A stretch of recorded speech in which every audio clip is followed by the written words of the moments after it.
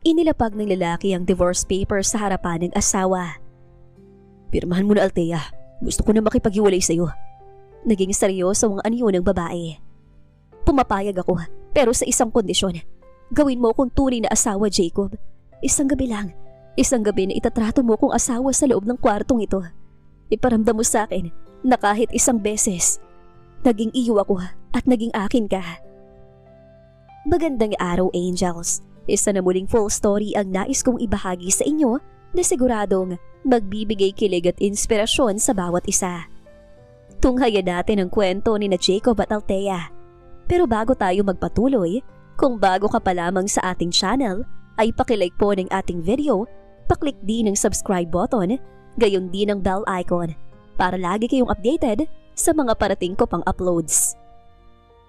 Pirmahan mo na, Althea. Huwag na nating pahabain pang paghihirap nating dalawa. Pagod na ako. Pagod na ako magpanggap na maayos tayo. Inilapag ni Jacob ang ballpen sa ibabaw ng mahogany na mesa. Ang tunog ng pagtama ng metal sa kahoy ay tila isang malakas na tunog sa gitna ng nakakabinging katahimikan ng kanilang mansyon. Walang ulan sa labas, maliwanag ang buwan, payapa ang gabi. Ngunit sa loob ng silid na iyon, tila nagyayelo ang hangin sa pagitan nilang dalawa. Tiningnan ni Althea ang mga papel na nakalatag. Petition for Decree of Divorce. Sa loob ng 3 taon ng kanilang kasal, ito ang pinakamahabang sulat na natanggap niya mula sa kanyang asawa. Malinis ang puting papel. Tila nangungutya sa kawalan ng mansya ng kanilang pagsasama. 3 taon, Jacob. Pabulong na sabi ni Althea. Hindi niya tiningnan ang asawa. Nakatitig lang siya sa diamond ring sa kanyang daliri na tila nawalan na ng kislap sa ilalim ng malamig na ilaw ng chandelier. 3 taon tayong magkasama sa bahay na to, sa ilalim ng iisang bubong. Pero kailanman, hindi mo ko tiningnan bilang asawa. Hindi mo ko tiningnan bilang tao. Althea, alam mo, biktima lang din ako ng kasunduan ng mga magulang natin. Seryoso at walang emosyong sagot ni Jacob. Tumayo ito mula sa pagkakahilig sa sandalan ng kanyang swivel chair at lumakad palapit sa malaking bintana. Nakatalikod sa kanya. Ibinigay ko sa iyong lahat, alahas, luho, ang pangalan ko at ang proteksyon ng pamilya ko. Pero alam mo simulat sa pool na hindi ko maibibigay ang puso ko. I can give you the world, but I can't give you love. Natawa ng mapait si Althea. Naramdaman niya ang pamilyar na kirot sa kanyang puso. Ang drama ng isang babaeng uhaw sa pag-ibig sa gitna ng karangyaan.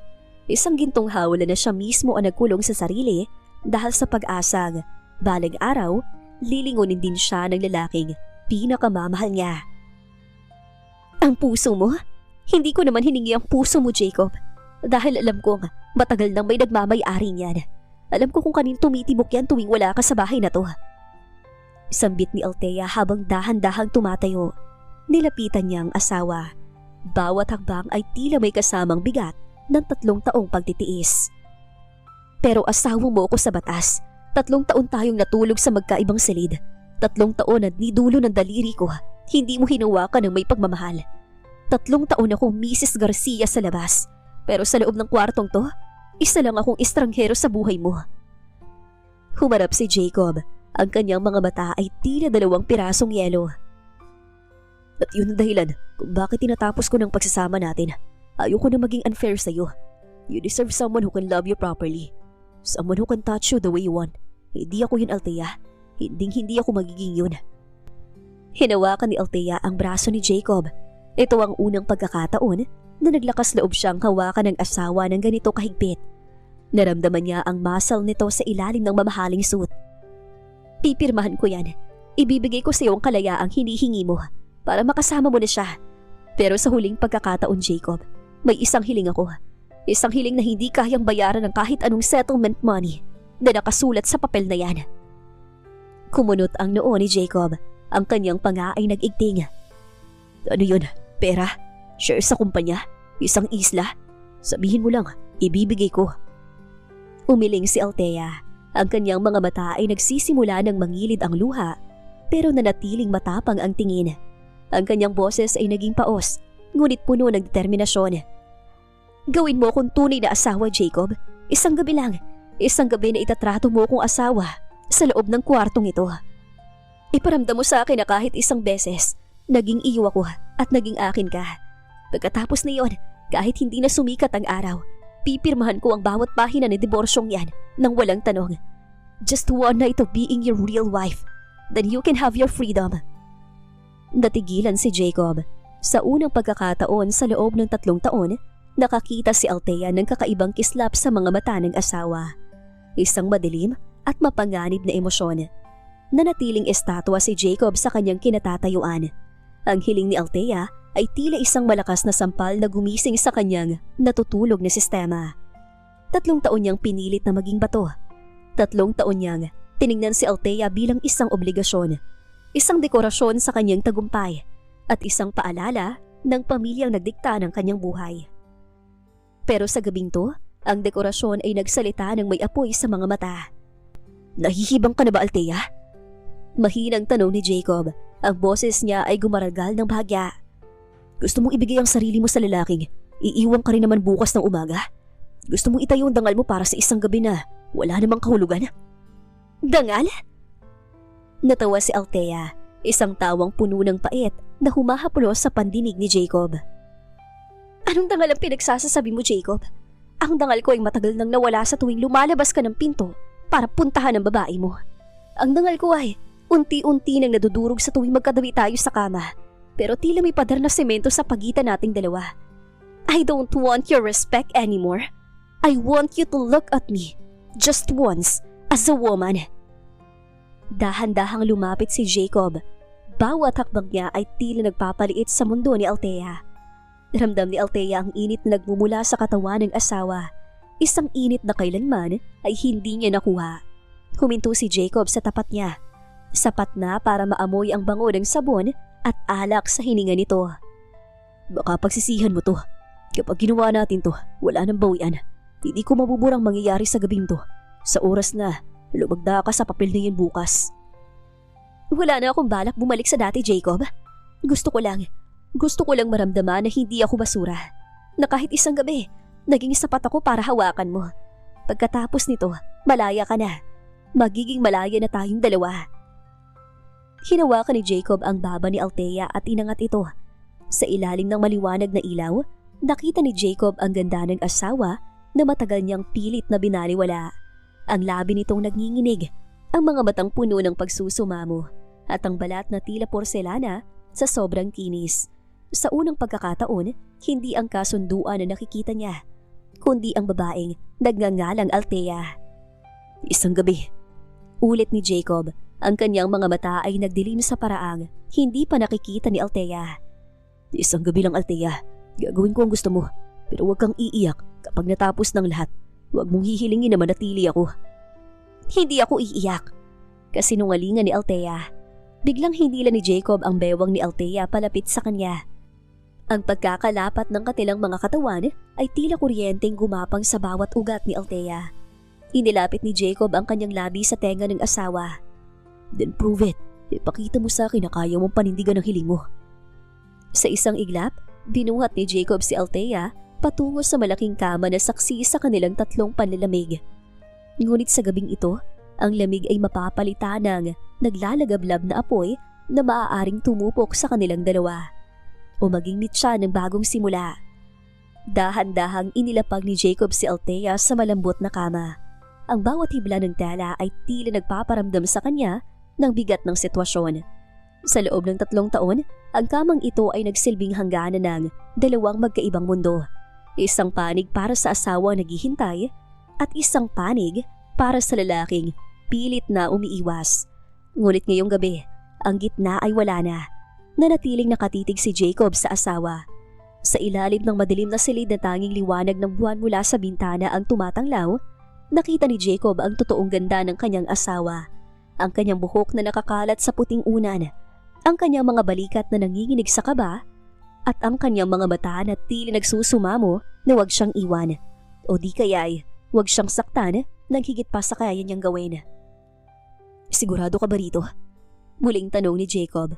Ang kanyang boses ay tila isang malalim na bulong na humahaplo sa pandinig ni Althea. You're giving me your everything, Althea. Your first time, your dignity, para lang sa isang pirma sa papel. Hindi ito para sa pirma, Jacob. Para to sa akin. Para bago ako umalis sa bahay na to. Alam ko sa sarili ko na naging asawa mo ko, na hindi ako isang anino lang na naglalakad sa mga pasilyo ng mansyong ito. Dahan-dahang inabot ni Jacob ang mukha ni Althea. Ang kanyang mga daliri na dati ay tanging mga dokumento at pera lang ang hinahawakan ay dumampi sa pisngi ng asawa. Nagulat si Althea sa lamig ng kamay ni Jacob, pero mas nagulat siya sa init na biglang dumaloy sa kanyang buong katawan mula sa simpleng haplos na iyon. Isang haplos na puno ng pag-aalinlangan, ngunit unti-unti ring nagbibigay ng init sa pagkatao niya. 3 taon akong umiwas sa'yo. Pag-amin ni Jacob habang ang kanyang hinalaki ay hinahaplos ang ibabang labi ni Althea. 3 taon kong pinilit ang sarili kong maniwala na wala akong nararamdaman para sa'yo. Dahil natatakot ako. Natatakot akong kapag ginawakan kita ng ganito, hindi ko na kayang bitawan ng kalayaan na ipinangako ko sa sarili ko. Natatakot ka? Ang makapangyarihang si Jacob Garcia. Natatakot sa isang babaeng tulad ko? Natatakot ako sa epekto mo sa akin, Althea. Sagot ni Jacob bago dahan-dahang ibinaba ang kanyang muka. Nang maglapat ang kanilang mga labi, tila tumigil ang mundo. Hindi ito tulad ng mga halik sa pelikula na puno agad ng liyab. Ito ay isang halik na puno ng paghingi ng tawad. Isang halik na naglalayong burahin ng 3 taong panlalamig. Naramdaman ni Althea ang pait at tamis na naghahalo. Ang pait ng nalalapit na paghihiwalay at ang tamis ng unang pagkakataong maramdaman ang init ng asawa. Ang unang haplos ni Jacob sa kanyang bewang ay nagpasinghap kay Althea. Ramdam niya ang bawat daliri nito, ang bawat galaw na tila nagmamarka sa kanyang balat. Ang pader na itinayo ni Jacob sa paligid ng kanyang puso ay unti-unting nagkakalamat. Sa bawat buntong hininga at bawat haplos, ang imahe ng ibang babae ay unti-unting naglalaho sa isip ni Jacob. At ang tanging nananatili ay ang babaeng nasa tabi niya, ang kanyang asawang si Althea. Isang gabi lang, Jacob. Bulong ni Althea sa gitna ng kanilang paghahalikan. Isang gabi, pero hindi ko maipapangako na magiging madali ang bukas para sa atin. Sagot ni Jacob pero sa pagkakataong ito, tila may pag-aalinlangan na sa kanyang boses. Ang silid na dati ay tila isang malawak at malamig na desyerto ay unti-unting napupuno ng init ng kanilang mga hininga. Sa bawat haplos ni Jacob, tila may binabaklas na bahagi ng pader na matagal niyang itinayo sa paligid ng kanyang pagkatao. Hindi ito ang Jacob na kilala ni Althea sa mga social events. Ang strikto, formal at laging kontrolado. Ang Jacob na nasa harap niya ngayon ay tila isang lalaking nagugutom sa atensyon. Isang lalaking matagal na nagpigil ng sarili. Bakit mo to ginagawa, Althea? Bulong ni Jacob habang ang kanyang mga labi ay dumadampi sa leeg ng asawa. Ang boses niya ay malalim, paos at puno ng hindi maipaliwanag na tensyon. Bakit mo pipiliing masaktan sa huling pagkakataon? Napapikit si Althea. Nilalasap ang bawat sensasyon na dulot ng mga kamay ni Jacob sa kanyang balat. Dahil mas masakit ang umalis na hindi mo malang ako nakilala, Jacob. Mas masakit ang ituring na multo sa sarili kong kasal. Tumigil si Jacob at tiningnan ng diretso sa mata si Althea. Sa dilim, ang mga mata ng lalaki ay tila nagliliyab. Akala mo ba ay madali para sa akin ang iwasan ka? Akala mo ba ay wala akong nararamdaman tuwing nakikita kitang naghihintay sa akin tuwing gabi sa sala? Nagulat si Althea. Anong ibig mong sabihin? Lagi kang diretso sa kwarto mo. Hindi mo malang ako tinatapunan ng tingin. Dahil kapag tiningnan kita, natatakot akong hindi na ako makalayo. Pag-amin ni Jacob, isang revelasyong tila kidlat na tumama sa puso ni Althea. Hinawakan ni Jacob ang magkabilang pisngi ng asawa. Ang kanyang mga daliri ay nanginginig ng bahagya. Sabi mo, may nagmamay-ari na ng puso ko. Sabi mo, kaya ako aalis ay dahil sa ibang babae. Pero ang totoo, Althea, wala nang ibang babae. Na ang totoo, natatakot akong mahalin ka dahil alam kong hindi ko mapapanindigan ang pagiging asawa sa iyo dahil sa dumi na mundong ginagalawan ko. Napaawang ang labi ni Althea. Ano? Pero mga balita, ang mga gabing wala ka. Trabaho yun, Althea. Ang pamilya ko, ang mga kalaban natin sa negosyo. Ayaw kitang madamay. Akala ko, kapag pinatatag ko ang loob mo sa panalamig ko, mas madali kang bibitaw. Mas madali kang makakahanap ng lalaking mas ligtas kaysa sa akin. Patuloy ni Jacob habang ang kanyang mga haplos ay nagiging mas mapang-angkin at mas mainit. Pero heto ka, inihiling ang isang gabi na maaari nating pagsisihan habang buhay. Hindi ko to pagsisisihan, Jacob. Sagot ni Althea, sabay hila sa batok ng asawa para muling maglapat ang kanilang mga labi. Sa pagkakataong ito, ang halik ay hindi na puno ng pag-aalinlangan. Ito ay puno ng pag-amin. Ang bawat pagdampi ng kanilang balat ay tila nagsasabi ng lihim ng 3 taon nilang itinago. Ang init ng katawan ni Jacob ay unti-unting tumutunaw sa lahat ng sakit na nararamdaman ni Althea. Sa gitna ng dilim, ang katotohanan ay lumalabas na ang palalamig ni Jacob ay hindi dahil sa kawalan ng gusto, kundi dahil sa sobrang pag-iingat na baka masunog si Althea sa apoy na dala niya. Habang ang gabi ay lumalalim, ang tensyon sa pagitan nila ay umabot sa kaligayahan. Ang isang gabi na hiniling ni Althea ay hindi na lamang tungkol sa pisikal na pagsasama. Ito ay naging isang gabi ng paglaya mula sa mga kasinungalingang nagpahirap sa kanilang dalawa. Ang katahimikan ng silid ay napuno ng mabilis na paghinga ni Althea.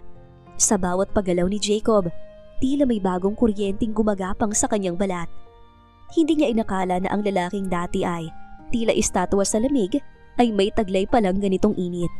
Ang kamay ni Jacob na dati ay tanging panulat at baso ng whiskey lang ang hawak, ay dahan-dahang naglalakbay sa kurba ng kanyang bewang. Tila kinakabisa ang bawat bahagi ng kanyang pagkatao na matagal nitong binaliwala. Althea, kapag ginawa natin to, wala nang urungan. Hindi ko alam kung kaya ko pang ibalik ang pader na giniba mo ngayong gabi. Huwag mo nang ibalik, Jacob. Hayaan mo akong makita ang totoong ikaw.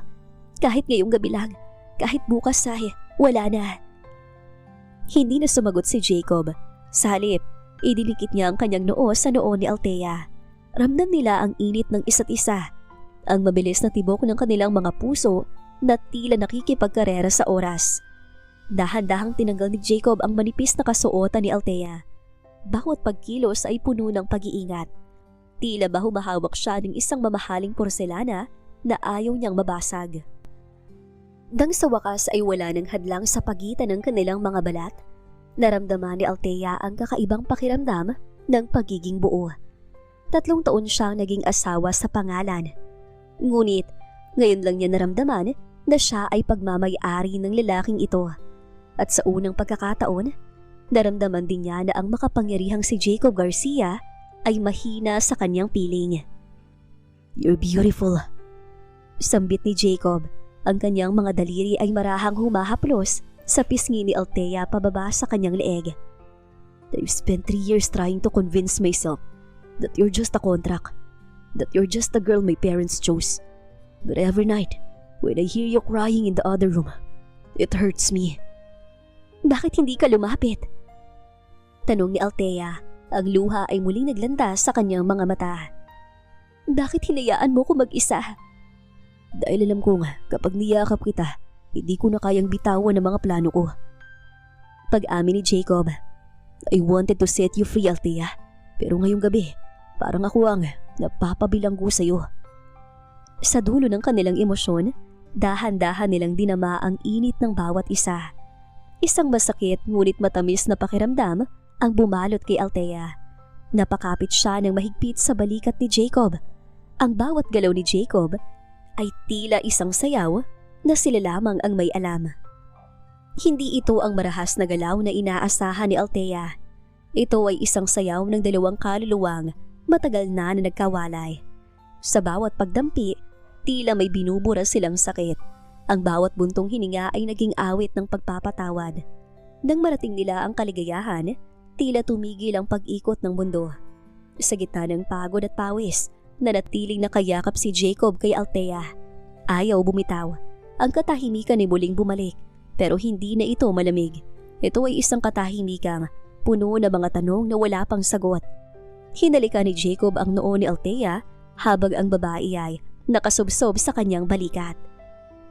Isang gabi lang ang hiningi mo, pero paano kung hindi na sapat ang isang gabi para sa akin? Napaangat ng tingin si Althea. Ang puso niya ay muling tumibok ng mabilis. Hindi niya alam kung ito ay bahagi pa rin ng isang gabi o kung ito na ang simula ng pagbabago sa kanilang relasyon. Sumilip ang unang sinag ng araw sa pagitan ng mga mamahaling kortina ng kanilang silid. Hindi tulad ng ibang umaga sa loob ng 3 taon. Hindi malamig ang gumising kay Althea. Sa halip, ang naramdaman niya ay ang bigat ng isang braso na nakayakap sa kanyang bewang at ang mainit na hininga ni Jacob sa kanyang batok. Dahan-dahang iminulat ni Althea ang kanyang mga mata. Masakit ang kanyang katawan. Isang paalala ng nangyari kagabi. Ngunit kasabay ng liwanag ay ang pagbalik ng realidad. Ang gabi ay tapos na. Ang kasunduan ay dapat nang tuparin. Dahan-dahan siyang bumangon. Pinagmamasdan ng asawang natutulog pa. Pinulot niya ang kanyang satin na robe sa sahig at naglakad patungo sa mesa kung saan nakalatag pa rin ang mga dokumento ng divorce. Ang gintong fountain pen ay naroon pa rin. Tila naghihintay ng kanyang pirma. Althea. Napatigil siya. Ang boses ni Jacob ay paos. Bakas ang pagod at kalituhan. Nakaupo na ito sa kama. Ang kumutay hanggang bewang lang. At ang kanyang magulong buhok ay nagbibigay sa kanya ng itsurang tila maamo. Wala ang maskara ng pagiging CEO. Tapos na ang gabi, Jacob. Ito ang gusto mo, di ba? Ang kalayaan mo? Mahirang sabi ni Althea habang hinahawakan ng ballpen. Nanginginig ang kanyang kamay. Tumayo si Jacob at lumapit sa kanya. Bawat hakbang nito ay tila nagpapakaba sa puso ni Althea. Huminto ito sa likuran niya. Sapat na malapit para maramdaman niya muli ang init nito. Pero hindi siya nito hinawakan. Yan ang gusto ko kahapon. Bulong ni Jacob. Pero pagkatapos ng kagabi, hindi ko na alam.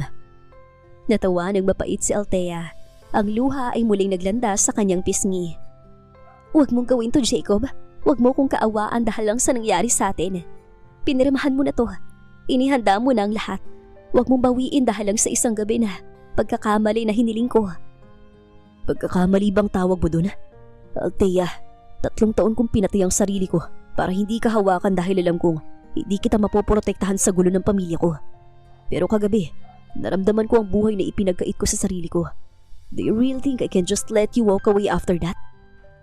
Kinuha ni Althea ang papel. Kailangan nating tapusin to. Para sa'yo, para hindi ka na mahirapan. Itinapat ni Althea ang dulo ng ballpen sa guhit kung saan dapat naroon ang kanyang pangalan. Ngunit bago pa man dumikit ang tinta, mabilis na inago ni Jacob ang mga papel. Sa isang mabilis at marahas na galaw, pinunit-punit ni Jacob ang mga dokumento sa harap ni Althea. Ang mga piraso ng puting papel ay naglaglagan sa sahig na tila mga tuyong bulaklak. Jacob, anong ginagawa mo? Gulat na tanong ni Althea. Hindi ko kayang pirmahan ang pagkawala mo. Sabi ni Jacob, sabay hila kay Althea para sa isang mahigpit na yakap. I'm a selfish man, Althea. Kagabi, nalaman ko kung anong mawawala sa akin. Hindi kita pakakawalan. Hindi na ngayon. Hindi kailanman. Pero ang divorce. Ipapahiya akong sarili ko sa harap ng buong mundo. Haharapin ko ang galit ng mga magulang natin. Pero hindi kita hahayaang umalis. You stay with me. Not because of the contract, but because I'm finally admitting it. I need you. And I love you. Napahagulhol si Althea sa balikat ng asawa. Ang bukang liwayway na akala niya ay hudyat ng wakas ay naging simula ng isang mas masalimuot na laban. Ang laban para sa kanilang pag-ibig. Sa gitna ng kalat na piraso ng napunit na divorce papers, nanatiling magkayakap sina Jacob at Althea. Ang init ng kanilang mga katawan ay tila nagsasabing proteksyon laban sa mundong naghihintay sa labas ng kanilang silid. Ngunit ang bawat kwento ay may kontrabida at ang sa kanila ay hindi basta-basta susuko. Biglang umalingaw-ngaw ang tunog ng isang cellphone sa ibabaw ng lamesa. Ang ringer ni Jacob, isang matalim at seryosong tono na nagpabalik sa kanila sa realidad. Marahas na bumitaw si Jacob. Ang kanyang muka ay agad na nagsuot ng maskara ng pagiging mailap na CEO. Sino yan? Mahinang tanong ni Althea, nakakaramdam ng kaba. Tiningnan ni Jacob ang screen. Hindi siya sumagot, pero ang pag-ingting ng kanyang panga ay sapat na para malaman ni Althea ang sagot. Si Sofia, ang babaeng laging nababalita ang kasama ni Jacob sa mga business trips. Ang babaeng akala ni Althea ay siyang tunay na mahal ng kanyang asawa. Kailangan ko tong sagutin. Maikling sabi ni Jacob bago lumabas ng silid. Naiwang mag-isa si Althea sa kama. Yakap ang kumot. Ang kaninang init ay unti-unting napapalitan ng lamig. Isang gabi lang ba talaga ang kayang ibigay ni Jacob? Tanong niya sa sarili. Sa kabilang panig ng mansyon, sa loob ng kanyang opisina, sinagot ni Jacob ang tawag. Sophia, sinabi ko sa iyong huwag mo kong tatawagan sa oras na to. Jacob babe, balita ko ay hindi mo na itunuloy ang pirmahan kagabi. Boses ng isang babaeng puno ng kumpiyansa at pait ang narinig sa kabilang linya. Huwag mong sabihin nagpalambot ka sa luha ng asawa mo. Remember our deal, ang shares ng kumpanya, ang merging ng ating mga pamilya. Wawala ang lahat kapag hindi mo tinapos ang kasal niyo. Wala kang pakialam sa desisyon ko, Sophia. Ang kasunduan natin ay tungkol sa negosyo, hindi tungkol sa personal kong buhay. Personal? Jacob, huwag kang magmalinis. Alam nating dalawa na ang tanging dahilan kung bakit ka nananatili sa kanya ay dahil sa utang na loob sa tatay niya. Pero akong kailangan mo para hindi mo magsak ang kumpanya mo. Piliin mo, Jacob. Ang babaeng walang alam kundi umiyak o ang babaeng magliligtas sa kumpanya mo. Hindi sumagot si Jacob at marahas na pinatay ang tawag. Napasapos siya sa kanyang noo. Ang hindi alam ni Althea, ang banta ni Sophia ay hindi lang tungkol sa selos. Ito ay tungkol sa kapangyarihan. Si Sophia ang may hawak ng ebidensya ng maling transaksyon ng ama ni Althea. Isang lihim na itinago ni Jacob para hindi madurog ang puso ng asawa. Samantala, sa labas ng pinto ng opisina, nakatayo si Althea. Narinig niya ang lahat. Hindi niya alam ang tungkol sa mga dokumento. Pero ang pangalan ni Sophia at ang salitang negosyo ay sapat na para magtanim muli ng duda sa kanyang isipan. Hanggang kailan mo ko lolokohin, Jacob? Bulong ni Althea sa sarili habang ang kanyang mga kamao ay nakakuyom. Ang mitsa ay nasindihan na. Ang lihim na kaaway ay hindi lang nasa labas. Ito ay nasa loob din ng mga lihim na pilit itinatago ni Jacob para sa kanyang proteksyon, na siya ring magiging dahilan ng kanilang pagkakawatak-watak. Ang pag-ibig, kapag hinaluan ng pag-aalinlangan, ay tila alak na unti-unting nagiging mapait. Pagkatapos marinig ang bahagi ng usapan ni Jacob at Sophia, hindi na napanatag ang loob ni Althea. Ang mga punit na papel sa sahig ng kanilang silid ay hindi na simbolo ng bagong simula para sa kanya, kundi tila mga piraso ng katotohanan. Pilit niyang pinagdudugtong. Saan ka pupunta? Tanong ni Althea na makita niya nagmamadaling magsuot ng coat si Jacob. Tanghali na at ang sikat ng araw ay tila namumutya sa kanyang namumugtong mga mata. May emergency sa opisina, Althea. Isang mahalagang meeting na hindi pwedeng ipagpaliban. Sagot ni Jacob nang hindi tumitingin sa kanya. Mabilis ang kanyang bawat kilos. Tila ba tinatakasan ng atmosfera sa loob ng bahay. Meeting ba talaga? O si Sophia? Diretsahang tanong ni Althea. Ang boses niya ay gumaragal, isang halo ng tapang at sakit. Napatigil si Jacob. Humarap siya sa asawa. Ang kanyang muka ay bumalik sa pagiging seryoso at malamig. Huwag na nating pag-usapan to ngayon. Magbalik ko, mag-uusap tayo ng maayos. Magtiwala ka sa akin, please. Magtiwala. Iyon ang huling salitang binitawan ni Jacob bago humarurot ang kanyang sasakyan paalis ng mansyon. Ngunit para kay Althea, ang tiwala ay isang luhong hindi na niya kayang ibigay ng basta-basta. Gamit ang kanyang sariling sasakyan, sinundan ni Althea si Jacob. Hindi niya alam kung saan siya kukuha ng lakas ng loob, pero kailangan niyang makita ang katotohanan. Huminto ang sasakyan ni Jacob sa isang eksklusibong restaurant sa Makati. Isang lugar na malayo sa kanilang opisina. Isang lugar na sadyang itinago para sa mga pribadong pagtatagpo. Mula sa malayo, nakita ni Althea ang pagpasok ni Jacob sa isang private booth. At doon, naghihintay na ang isang babaeng nakasuot ng pulang dress. Elegante at puno ng kumpiyansa. Si Sophia. Dahan-dahang lumapit si Althea. Pilit na nagtatago sa likod ng mga dekorasyong halaman. Ang kanyang puso ay tila gustong magwala sa bilis ng tibok. Nang marating niya ang kabilang bahagi ng divider, narinig niya ang boses ni Sophia. Mabuti naman na tumating ka, Jacob. Akala ko ay tuluyan ka na rin nalunod sa bisig ng asawa mo. Pangungutya ni Sophia. Ibigay mo na sa akin ang mga dokumento, Sophia. Tapusin na natin to. Mariing sabi ni Jacob. That's so fast, babe. Alam nating dalawa na kapag ibinigay ko to sa'yo, iiwan mo na ako at hindi ko hahayaang mangyari yon.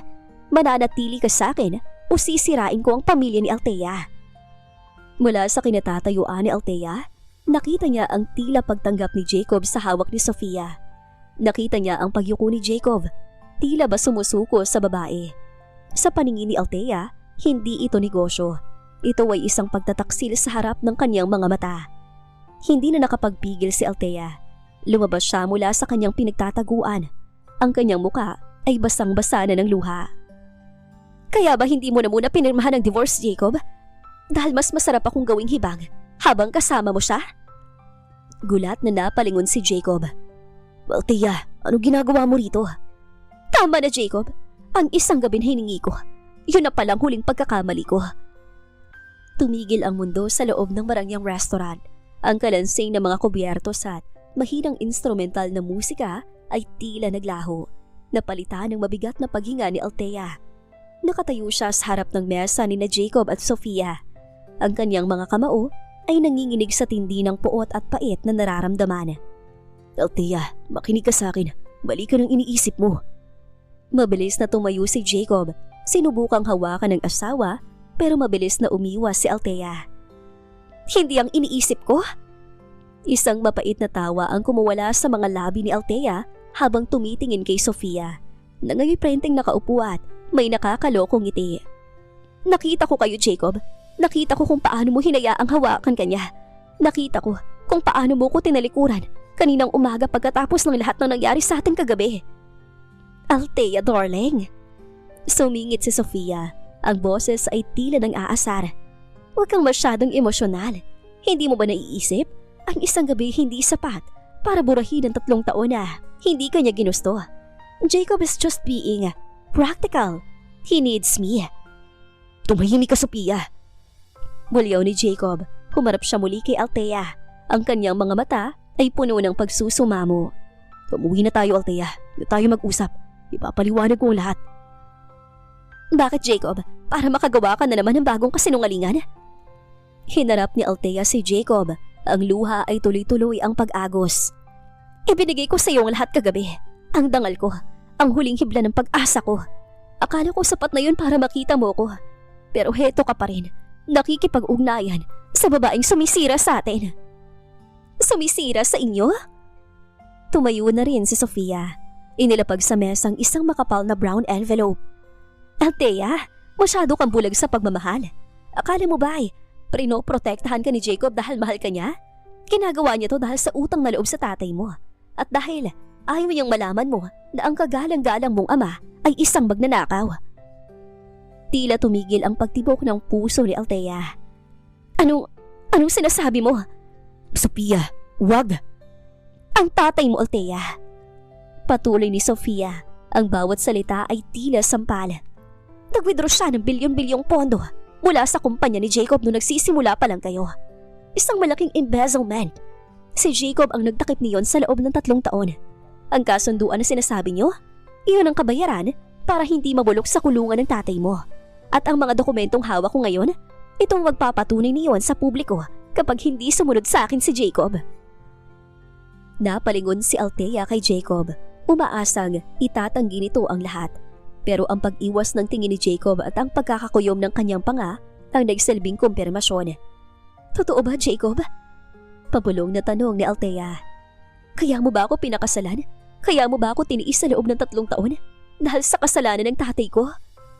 Althea, nalaman ko lang ang lahat pagkatapos ng kasal. Paliwanag ni Jacob, pilit na lumalapit. Sinubukan kong ayusin. Ayaw kitang masaktan. Ayaw kong madungisan ang tingin mo sa pamilya mo. Isang malakas na sampal ang dumapo sa pisngi ni Jacob.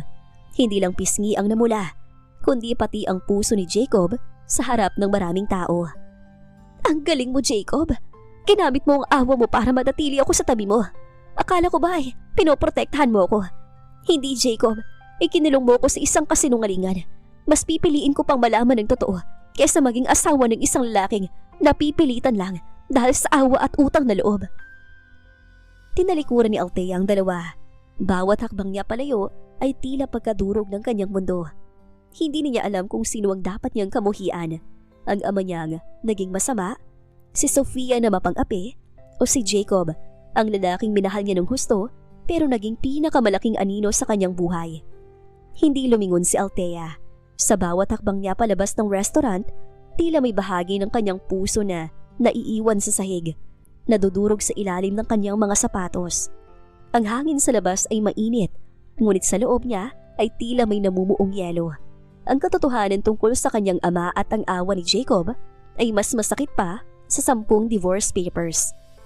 Agad siyang bumalik sa mansyon, hindi para magmakaawa, kundi para bawiin ang natitirang piraso ng kanyang sarili. Mabilis niyang kinuha ang isang maleta at isinilid ang mga damit na binili niya gamit ang sariling pera bago pa man siya ikasal. Ayaw niyang magdala ng kahit anong galing kay Jacob. Ang mga alahas, ang mga mamahaling gown at ang wedding ring niya ay iniwan niya sa ibabaw ng vanity mirror. "Ma'am Althea, saan po kayo pupunta?" Tanong ng kanilang mayordoma na si Manang Marta. Bakas ang pag-aalala sa mukha nito. "Aalis na ako, Manang. Pakisabi kay Jacob, malaya na siya. Hindi na niya kailangan protektahan ng isang kriminal na pamilya." Mariing sagot ni Althea bago tuluyang lumabas ng pinto. Sumakay siya sa kanyang lumang sasakyan at nagmaneho ng walang tiyak na destinasyon. Ang tanging alam niya, kailangan niyang lumayo sa gintong hawla na 3 taon niyang kinulong ang sarili. Nag-check-in siya sa isang maliit at simpleng hotel sa labas ng lungsod, malayo sa marangyang buhay na nakasanayan niya. Doon, sa gitna ng 4 na pader, humagulhol siya hanggang sa mawala ng lakas. Samantala, naiwang tulala si Jacob sa restaurant. Ang sampal ni Althea ay tila nag-iwan ng permanenteng marka na hindi lang sa kanyang pisngi, kundi sa kanyang konsensya. "Poor Jacob." Panguuyan ni Sofia habang nilalaro ang brown envelope. "Ngayong wala na siya, pwede na tayo mag-focus sa merging ng kumpanya. Ibigay mo ng pirma mo at sisiguraduhin kong hindi makakarating sa pulisya ang ebidensya laban sa biyanan mo." Dahan-dahang tumingin si Jacob kay Sofia. Ang kanyang mga mata ay hindi nabakas ng pag-aalinlangan. Napalitan na ito ng matinding puot. "Akala mo ba ay natatakot pa ako sa iyo, Sofia?" "What do you mean?" "Matagal ko nang inihanda ang sarili ko sa araw na to. Prinotektahan ko si Althea dahil ayaw ko siyang masaktan, hindi dahil sa takot ako sa iyo." Malamig na sagot ni Jacob. "Gawin mo ang gusto mo. Ilabas mo mga dokumentong yan. Pero sisiguraduhin ko, bago pa man makarating yan sa media, babagsak ng buong pamilya mo. I have enough evidence of your family's tax evasion and money laundering to bury you for life." Namula ang mukha ni Sofia sa galit. "You wouldn't dare!" "Subukan mo ko. Wala na sa akin ang kaisa-isang bagay na mahalaga sa akin dahil sa mga lihim na to. Wala na akong pakialam kung anong mangyari sa kumpanya. Hahanapin ko si Althea at sa pagkakataong to, wala nang kasinungalingan." Iniwan ni Jacob si Sofia na nanginginig sa takot at galit. Ngunit nang makauwi siya sa mansyon, tanging katahimikan at ang singsing ni Althea ang sumalubong sa kanya. Ang babaeng akala niya ay habang buhay na maghihintay, ay tuluyan ng lumipad palabas ng kanyang bahay. 6 na buwan, sinasabing ang oras ang nagpapahilom sa lahat ng sugat. Ngunit para kay Althea, ang oras ay hindi gamot kundi isang kasangkapan para muling mabuo ang kanyang sarili. Sa isang maliit na art gallery sa BGC, nakatayo siya sa harap ng kanyang pinakabagong obra. Isang painting ng isang babaeng lumilipad palabas ng isang gintong hawla. Ang mga pakpak ay gawa sa naglalagablab na apoy. Wala na ang mahabang buhok na laging maayos na tila porselana. Ngayon, maikli na ang kanyang buhok. Piksikat na nagpapakita ng kanyang matapang na panga at matatalas na mata. Wala na rin ang mga mamahaling gown na pinili ni Jacob para sa kanya. Suot niya ay isang simpleng itim na t-shirt, maong at isang leather jacket. Siya na ngayon si Althea Ramos, ang artistang kinilala sa kanyang emosyal at madramang mga pinta. "Congratulations, Althea. Sold out na lahat ng pieces mo bago pa man matapos ang opening night." Bati ng kanyang manager na si Sandro, isang lalaking matagal na niyang kaibigan na tumulong sa kanya noong gabing lumayas siya. "Salamat, Sandro. Hindi ko ito magagawa kung hindi dahil sa tulong mo." Nakangiting sagot ni Althea. Ang kanyang ngiti ay hindi napilit. Ito ay totoo. Bagaman may bakas pa rin ang pait sa kailaliman ng kanyang mga mata. "You earned this. Ginamit mo pagiging broken-hearted mo para makalikha ng ganda." Sabi ni Sandro habang tinitingnan ng painting. By the way, may nagpadala na naman ng mga bulaklak. Same person, I assume. Lumingon si Althea sa sulok ng gallery. Isang malaking bouquet ng asul na rosas ang nakalagay doon. Walang card, walang pangalan, pero alam niya kung kanino galing yon. Ang asul na rosas ay simbolo ng impossible love. Isang mapait na ngiti ang sumilay sa kanyang mga labi bago niya ito tinalikuran. Samantala, sa isang madilim na opisina sa Garcia Tower, nakaupo si Jacob habang hawak ang isang baso ng whiskey. Ang dati niyang malinis na muka ay mayroon ng balbas at ang kanyang mga mata ay may malalalim na itim na bilog sa puyat at pag-aalala. Sa harap niya ay may mga report mula sa kanyang private investigator. 6 na buwan ko na siyang hinahanap at sa gallery lang pala siya naglalagi. Bulong ni Jacob sa sarili. Hindi siya lumapit. Natatakot siya. Natatakot siyang makita ang galit sa mga mata ni Althea o ang mas masakit, ang kawalan ng pakiramdam nito para sa kanya. Sa loob ng 6 na buwan, inayos ni Jacob ang lahat. Ipinasok niya ang biyanan niya sa isang rehabilitation program at binayaran ang lahat ng utang nito nang hindi nalalaman ng publiko. Tinapos din niya ang karir ni Sofia sa pamamagitan ng paglalabas ng mga ebidensya ng korupsyon nito. Malinis na ang lahat, wala nang banta, pero wala rin ang babaeng dahilan kung bakit niya ginawa ang lahat ng yon. Sir, may ticket na po kayo para sa auction mamayang gabi. Sabi ng kanyang assistant. Sigurado po ba kayong pupunta kayo? Doon po si Ma'am Althea. I need to see her. Kahit sa malayo lang. Gusto kong makita kung gaano siya kasaya nung wala ako. Nang gabing yon, sa auction, ang huling piece ni Althea ang pinaka-inaabangan. Ang pamagat nito ay Just One Night. Ang painting ay nagpapakita ng 2 silhouettes sa ilalim ng buwan. Naglalapit, ngunit hindi nag-aabot. Nasa likurang bahagi ng silid si Jacob. Suot ang isang sombrero at salamin para hindi makilala. Habang pinapanood niya si Althea na masayang nakikipag-usap sa ibang mga kolektor, nadama niya ang isang matinding pagsisisi. Ang babaeng nasa entablado ay hindi na ang asawa na kailangan protektahan. Siya ay isang reyna na nakatayo sa sariling mga paa.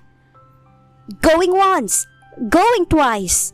Sold for 10 million pesos to the gentleman at the back! Sigaw ng auctioneer. Nagulat ang lahat. Lumingon si Althea sa likod. Kahit nakatago ang mukha ni Jacob, naramdaman ni Althea ang pamilyar na aura nito. Nagdagpo ang kanilang mga mata sa gitna ng maraming tao. Ang hanging nagigelo ay muling bumalik. Pero sa pagkakataong ito, si Althea na ang may hawak ng apoy. Ang bulwagan ay napuno ng bulong-bulungan. 10 milyon para sa isang painting na gawa ng isang baguhang artista? Ang lahat ng mata ay nakatuon sa misteryosong lalaki sa likuran. Ngunit si Althea ay may ibang nararamdaman. Ang pamilyar na kaba sa kanyang puso ay hindi dahil sa presyo ng kanyang obra, kundi sa aura ng lalaking dahan-dahang naglalakad pasulong at tinatanggal ang kanyang sombrero at salamin. Jacob, pabulong na sambit ni Althea.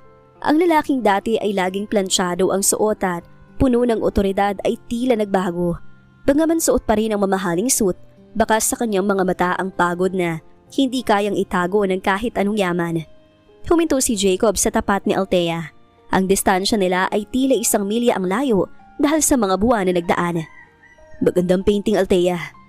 Panimula ni Jacob, ang boses ay paos at puno ng emosyon. Gusto kong iuwi ito.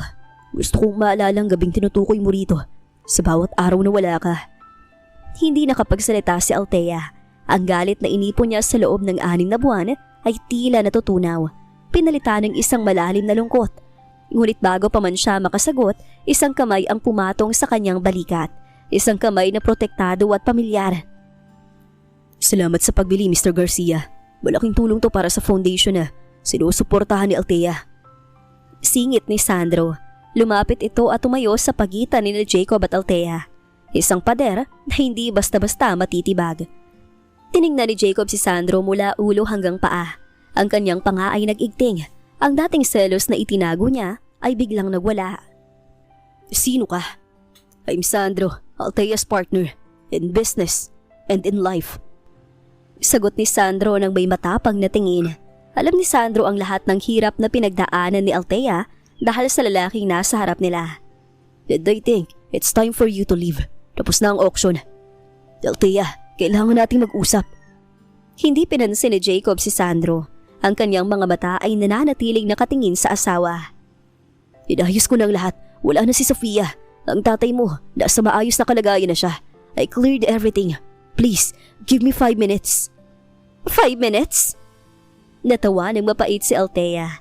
Ang kanyang mga mata ay nagsimulang mangilid ang luha. Jacob, binigyan kita ng 3 taon. Binigyan kita ng isang gabi na isinugal ko ang lahat. At sa bawat pagkakataon na yun, pinili mong maglihim. Ngayong maayos na ang buhay ko. Ngayong nakakatayo na ako nang wala ka. Babalik ka para sa 5 minuto.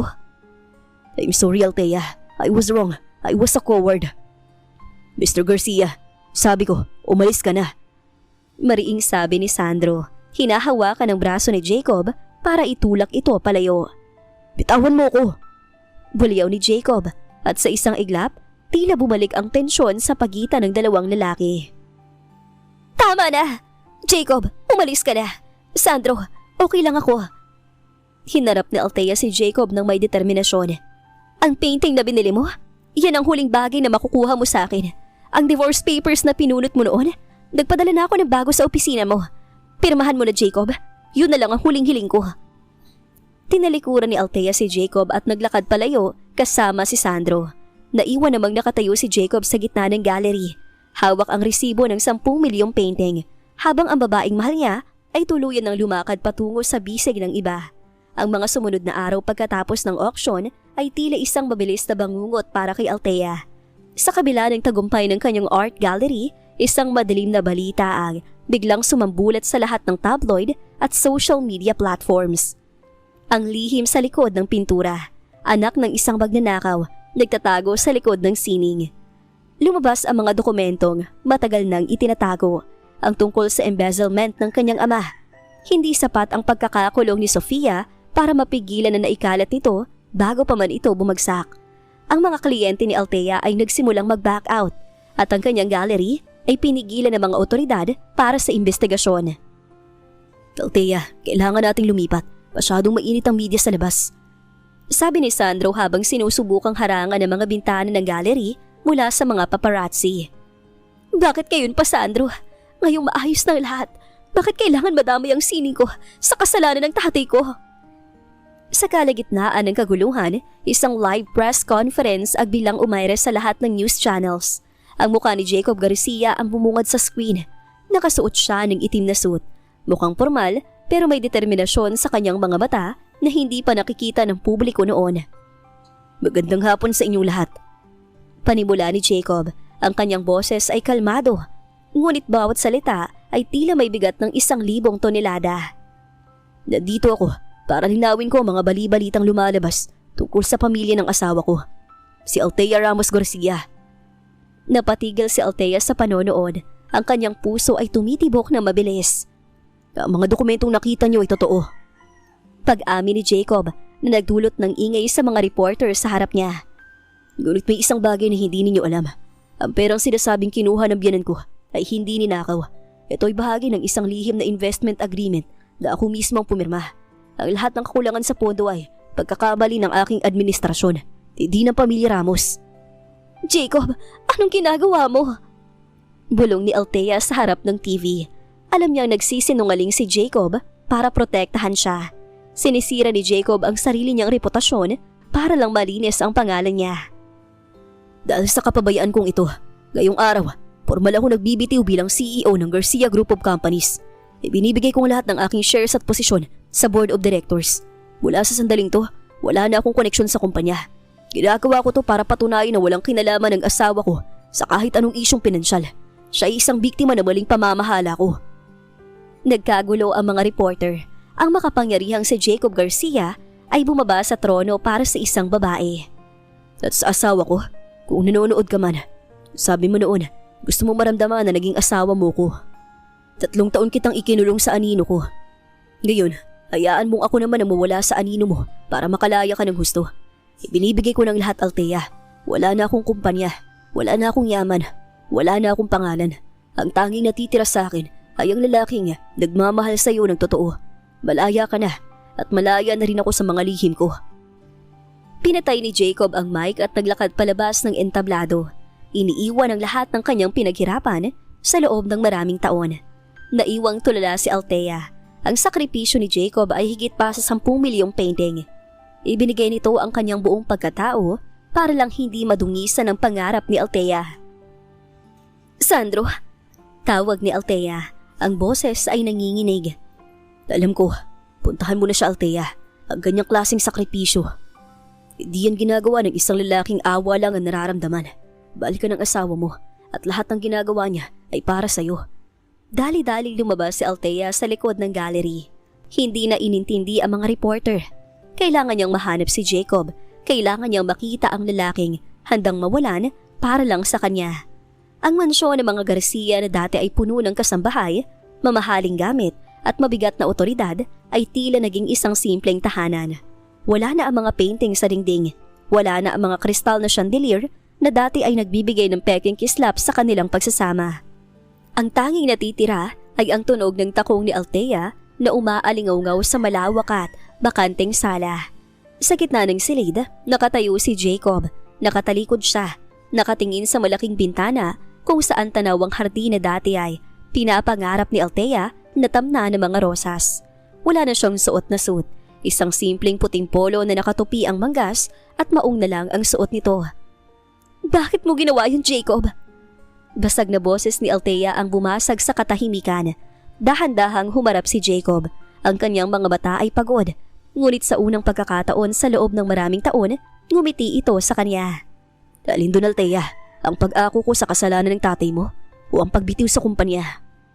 Tanong ni Jacob, may bahid ng mapait ng ngiti.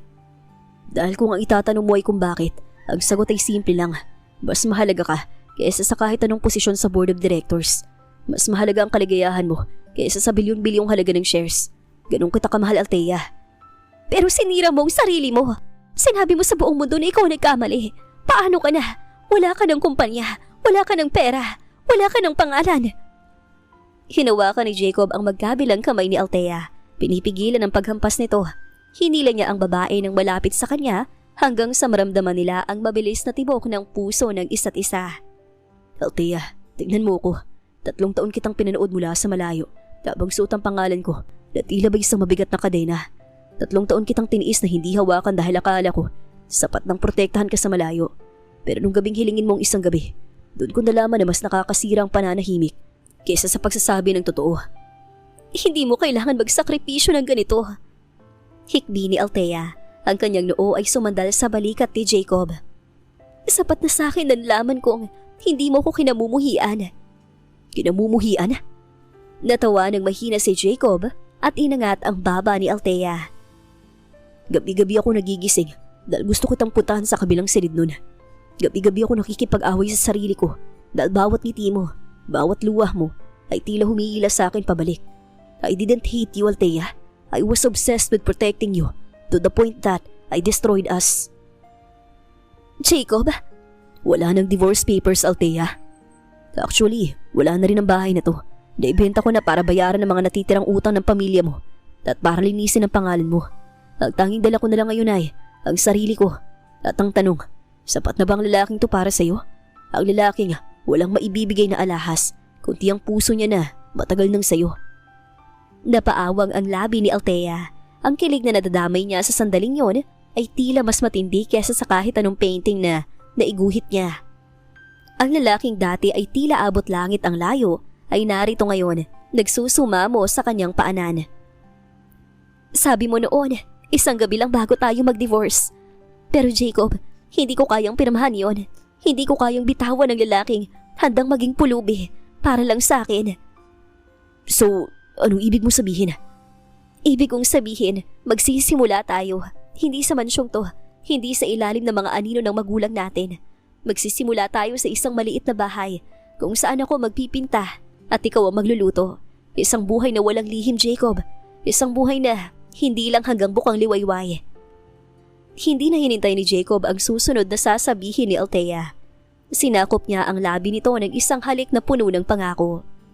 Sa gitna ng bakanting mansyon, ang kanilang mga damdamin ang nagpuno sa bawat sulok. Ang huling pagkakataon ay hindi naging wakas, kundi naging mitsa ng isang pag-ibig na sa wakas ay nakalaya na sa hawla ng nakaraan. Isang taon ang mabilis na lumipas.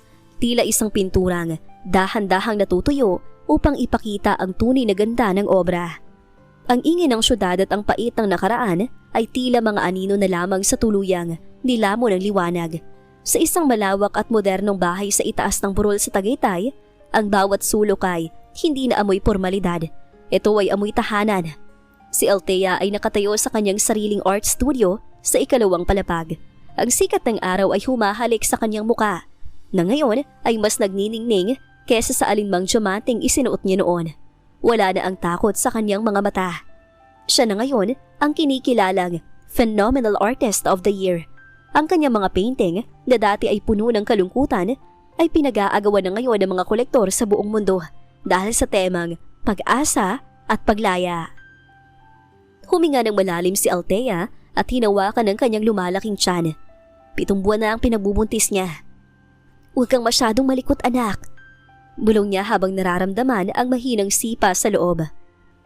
Biglang bumukas ang pinto at pumasok ang isang lalaking tila mas lumakas ang aura ngunit mas lumambot ang puso. Si Jacob, suot nito ang isang simpleng puting polo, ngunit ang bawat kilos nito ay may bakas ang tagumpay. Hindi naging hadlang ang pagbitiw niya sa kanyang dating kumpanya. Dahil sa kanyang likas na talino at integridad, muli siyang nakabangon. Sa loob lang ng 1 taon, ang kanyang bagong kumpanya, ang Garcia Global Company, ay naging isa sa pinakamabilis na lumagong negosyo sa bansa. Pero sa pagkakataong ito, hindi na siya ang malamig na CEO. Siya na ang negosyanteng kilala sa pagtulong sa mga maliliit na startups. "Masyado ka na namang nagpapakapagod sa studio mo, love." Bungad ni Jacob, nilapitan niya ang asawa at agad na nagawad ng isang matamis na halik sa noo nito. "Sabi ng doktor, kailangan mo mag-relax." "Naglilibang lang ako, Jacob, at saka hinihintay ka na namin ng baby." Nakangiting sagot ni Althea. Ibinaba ni Jacob ang kanyang kamay sa tiyan ni Althea. Ang kanyang mga bata ay napuno ng emosyon. "Salamat, Althea. Salamat dahil hindi mo ko sinukuan. Minsan, hindi pa rin ako makapaniwala. 1 taon na nakalipas mula nung inakala ko na tuluyan na tayong magkakahiwalay. Pero tingnan mo ngayon, masaya tayo at matatag ang pagsasama." "Dahil pinili nating buuin ito na magkasama, Jacob. Wala nang mga lihim, wala nang mga takot." "Tama ka," sabi ni Jacob habang inaalalayan si Althea na maupo sa malambot na sofa sa loob ng studio. "Kanina, may tumawag sa akin mula sa Forbes. Gusto nilang gawan tayo ng feature, The Power Couple of the Year, ang sikat na artist at ang bachelor men." Natawa ng mahina si Althea. "Anong sinabi mo?" "Sabi ko, pwede nilang makuha ang interview, pero kailangan sa bahay gagawin. Ayaw ko na lumayo sa inyo. Ayaw ko na masayang ang bawat segundo na pwede kitang makasama." Sagot ni Jacob, habang ang kanyang mga daliri ay nakahawak sa buhok ni Althea. Nanatili silang tahimik sa loob ng ilang sandali. Pinapanood ang paglubog ng araw mula sa malaking bintana ng studio. Ang langit ay nagmistulang canvas na puno ng kulay kahel, lila at ginto. "Jacob, naaalala mo ba noong gabing yun?" tanong ni Althea. "Yun ang pinakamagandang desisyon na ginawa natin. Kahit nung una ay akala ko ay pagkakamali ito. Kung hindi dahil sa gabing yun, baka hanggang ngayon ay magkaiba pa rin tayo ng silid. Baka hanggang ngayon ay hindi ko pa rin alam kung gaano kasarap pagmahal at mahalin. Isang gabi lang ang hiningi ko, pero binigyan mo ko ng habang buhay." Bulong ni Althea. "Dahil kulang ang isang gabi para sa lahat ng pag-ibig na gusto kong ibigay sa iyo, Althea." Sagot ni Jacob bago dahan-dahang idinampi ang kanyang mga labi sa labi ng asawa. Ang halik na yun ay hindi na puno ng pait o pamamaalam. Ito ay halik ng pagkakaisa. Sa labas ng kanilang bahay, ang mundo ay patuloy sa pag-ikot. Ngunit sa loob ng kanilang tahanan, ang oras ay tila huminto para bigyang daan ang kanilang kaligayahan. Ang pangalan ni Althea at Jacob ay hindi na lang usap-usapan sa pahina ng mga business journals o art magazines. Sila ay naging simbolo ng pag-ibig na kayang lampasan ng kahit anong bagyo. Ang batang nasa sinapupunan ni Althea ang magiging saksi sa kanilang bagong simula. Isang batang lalaki na lalaki sa isang tahanang puno ng pag-ibig, sining at walang hanggang pagmamahal. Habang unti-unting lumalalim ang gabi, naglakad ang dalawa patungo sa kanilang silid. Ang silid na dati ay simbolo ng kanilang distansya. Ngunit ngayon ay sangtuaryo ng kanilang mga pangarap. I love you, Mrs. Garcia. Bulong ni Jacob bago patayin ang ilaw. I love you more, Jacob. Sagot ni Althea sa gitna ng dilim habang ang kanyang puso ay puno ng katiyakan na ang kanilang kwento ay hindi rito nagtatapos, kundi rito pa lamang tunay nagsisimula kasama ang kanilang anak. Alam nilang madami pa silang pagdadaan ng pagsubok, pero alam din nila na makakaya nila yon lalo at wagas ang kanilang pagmamahal sa bawat isa. At dito na po